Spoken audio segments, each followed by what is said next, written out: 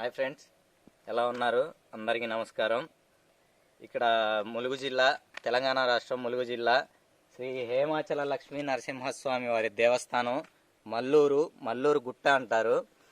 ఇక్కడ విశేషం ఏంటి, స్వామివారి ప్రత్యేకత ఏంటి అనేది చాలా స్పష్టంగా చూపిస్తాను మీకు.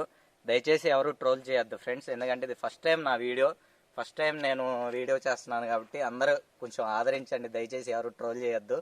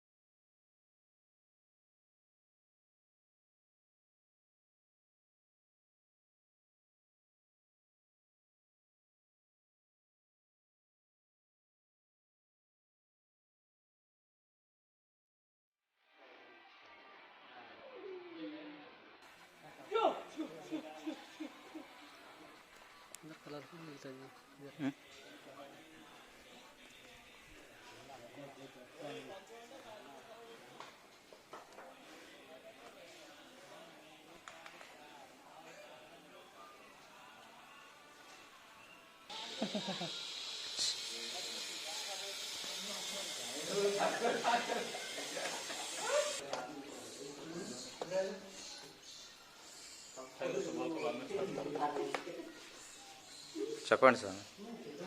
ఇప్పుడే ఓపెన్ చేశాను. ఇక్కడ స్వామి భారద్వాజ మహర్షి కోసం వెలిశారు. భారద్వాజ మహర్షి, ఆంగీరస మహర్షి గోదావరి నదీ ప్రదక్షిణ చేస్తూ ఉంటారు. వాళ్ళు సూర్యోదయం దగ్గర నుంచి సూర్యాస్తమయం దాకా కూడా నడుస్తూనే ఉంటారు. ఎక్కడ సూర్యాస్తమితే అక్కడే ఆగిపోయి వండుకొని తిని పడుకొని మళ్ళీ పొద్దున్నే బ్రాహ్మీ ముహూర్తాన లేచి స్నానం సంధ్యావందనం చేసుకొని మళ్ళీ సూర్యోదయానికి నడక ప్రారంభిస్తారు. అలా మల్లూరు తీర ప్రాంతానికి వచ్చేసరికి సూర్యాస్తం అయిపోయింది. వాళ్ళు సేద తీర్చుకుంటున్న సమయంలో స్వామివారి కలలో కనిపించి నీకోసం పలానా కొండపైన వెలుస్తున్నాను అని గుర్తు చూపించారు. మీరు చూస్తున్నంత మేర కూడా ఈ గర్భగుడి మొత్తం కూడా పక్కన ఉన్న రాతి కొండలాగా ఉంది. దాన్ని గుణపం పెట్టి తవ్వుతూ వచ్చారు. ఆ సమయంలో కొంచెం కొంచెం బహిర్గతమైతే స్వామివారు బయటికి వస్తూ కనిపించారు కొండలో వచ్చి. ఆ సమయంలో గుణపం వెళ్ళి స్వామి నాభిలో పొడుచుకున్నాడు. ఈ దెబ్బ తగిలిన చోట, మనకి దెబ్బ తగిలితే ఎలా అయితే రక్తం వస్తుందో అలా స్వామికి నాభిలో దెబ్బ తగిలిన చోట చీము, నెత్తరు, తేమ, తడిలా చిన్న చిన్న చుక్కల్లాగా ద్రవం కారుతూ ఉంటుంది. దానికి అడ్డంగా చందనం పెట్టి ఆ చందనాన్ని సంతానం లేని వారికి, వివాహం కాని వారికి, రాహువు, కేతువు, శనిగ్రహ దోష నివారణార్థం, అనారోగ్యంతో ఉన్న వాళ్ళకి చందనాన్ని ఇస్తారు. ఎవరి సమస్య అయితే ఉంటుందో వాళ్ళు వస్తేనే ఇస్తారు, వేరే వాళ్ళు ఎవ్వరికి కూడా ఇచ్చి పంపుతారు. ఎవరైతే సమస్యతో వస్తారో వాళ్ళని కూర్చోబెట్టి సంప్రోక్షణ చేసి మంత్రోపదేశంతో చందనాన్ని ఇచ్చి వాడే విధానం, పద్ధతి చెప్పి పంపిస్తారు. ఇది 6వ శతాబ్దం చిన్నచోళ చక్రవర్తులు పరిపాలించిన కాలం నుంచి కూడా ఈ క్షేత్రం ఉంది. అంతకు పూర్వం చరిత్ర ఎప్పటిది అనేది ఎవరికి కూడా తెలియదు. ఈ గుట్టనంతా కూడా హేమాచలము అంటారు. మనకి అమావాస్య వెళ్ళిపోయిన తర్వాత పాడ్యమి, విధియా తదియల్లో నెలవంక ఏ విధంగా అయితే వస్తుందో, మనకి రంజాన్ అప్పుడు నెలవంక ఏ విధంగా అయితే వస్తుందో ఆ విధంగా ఈ కొండ మొత్తం కూడా అర్ధచంద్రాకారంలో ఉంటుంది. మనకు రంజాన్ అప్పుడు నెలవంక వచ్చి మధ్యలో నక్షత్రం వస్తుంది కదా, అలా నక్షత్రంలా మధ్యలో ఈ గుడి ఉంటుంది. ఇలా రంజాన్ గుర్తుగా భావించి నెలలో ఒక 10-15 మంది ముస్లిమ్స్ కూడా స్వామికి పూజ చేసుకుంటూ ఉంటారు. ఇలా ఇక్కడ స్వామి శరీరం ఈ భారద్వాజ మహర్షికి, ఆంగీరస మహర్షికి మానవాకృతిలో దర్శనమిచ్చారు. ఇక్కడ దాకా నరుడు, ఆపై సింహం, నరసింహం. అందుకని మొత్తం కూడా నరమానవ లక్షణాలు ఉండి మెత్తగా, మృదువుగా, సున్నితంగా ఉంటారు.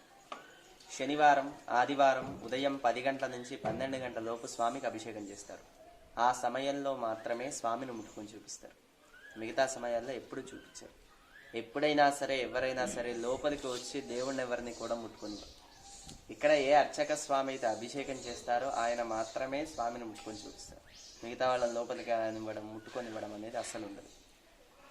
ఉత్తర భారతదేశంలో, దక్షిణ భారతదేశంలో ఎక్కడా కూడా శ్రీ మహావిష్ణువుకు నువ్వుల నూనెతో అభిషేకం ఉండదు. కానీ ఇక్కడ స్వామివారికి ప్రీతికరం, ప్రత్యేకం. ఇక్కడ కేవలం నల్ల నువ్వుల నూనెతో మాత్రమే అభిషేకం చేస్తారు. పంచామృతాలు, పళ్ళ రసాలు, ఎటువంటి అభిషేకాలు కూడా ఉండవు. ఇది ఆలయ చరిత్ర. చింతామణి జలపాతము అని ఉంటుంది. ఈ చింతామణి జలపాతము మామూలుగా మనకి నల్లా నీళ్ళు, బోరు నీళ్ళు ఒక 2-3 రోజులకి మించి ఈ నీళ్ళని, చింతామణి నీళ్ళని మనం ఒక బాటిల్లో పట్టుకొని ఇంట్లో ఉన్న ఫ్రిడ్జ్లో కాకుండా అల్మారా సెల్ఫ్లో పెట్టేసి ఈ రోజు మూత పెట్టి మళ్ళీ 10-15 సంవత్సరాల తర్వాత అయినా మూత తీస్తాగే వాటర్. బ్యాక్టీరియా ఫామ్ అనేది అసలు ఉండదు. వాటి వల్ల బీపీ, షుగరు, కీళ్ళ నొప్పులు, మోకాళ్ళ వాపులు, కిడ్నీ పెయిన్స్, చర్మ సంబంధ వ్యాధులు, ఎలాంటి దీర్ఘకాలిక వ్యాధులు ఉన్నా కూడా నయమైపోతాయి. చెట్ల వేర్లలోంచి వచ్చే ఆయుర్వేదిక్ మెడిసిన్ వాటర్ అన్నట్టు. ఇది ఆలయ చరిత్ర. స్వామివారికి వైశాఖ శుద్ధ పౌర్ణమికి తిరుకల్యాణ మహోత్సవం అనేది జరుగుతుంది, బ్రహ్మోత్సవాలు. దాంట్లో నృసింహ జయంతి నుంచి వారం రోజుల పాటు జరిగే బ్రహ్మోత్సవాల్లో సంవత్సరంలో 5 రోజుల పాటు మాత్రమే స్వామివారికి వెండి ఆభరణ అలంకారం చేస్తారు. అది కేవలం సంవత్సరంలో 5 రోజుల పాటు మాత్రమే ఉంటుంది. మిగతా రోజులు ఎప్పుడూ కూడా ఉండదు. ఇది ఇంటీరియర్ ఫారెస్ట్ అవ్వడం వల్ల, మొత్తం అడవి అవ్వడం వల్ల ఏ విధమైన ఆభరణాలు కానీ ఏవి కానీ ఇక్కడ ఉంచడం అనేది జరగదు. ఈవెన్ హుండీస్ కూడా మేము పొద్దున్నే డ్యూటీకి వచ్చేటప్పుడు తెచ్చుకుంటాం, మళ్ళీ డ్యూటీ నుంచి ఇంటికి వెళ్ళిపోయేటప్పుడు పట్టుకొని వెళ్ళిపోతాం. అలా ఏవి కూడా ఇక్కడ ఉంచడం అనేది జరగదు. ఉదయం 8 గంటల నుంచి మధ్యాహ్నం 12 గంటల దాకా ఈ యొక్క స్వామివారి దర్శనాలు ఉంటాయి. మళ్ళా 1 గంట నుంచి 3 గంటల దాకా విశ్రాంతి సమయం ఉంటుంది. మళ్ళీ 3 గంటల నుంచి 5 గంటల వరకు స్వామి యొక్క మళ్ళా దర్శనాలు అనేది కొనసాగుతూ ఉంటాయి.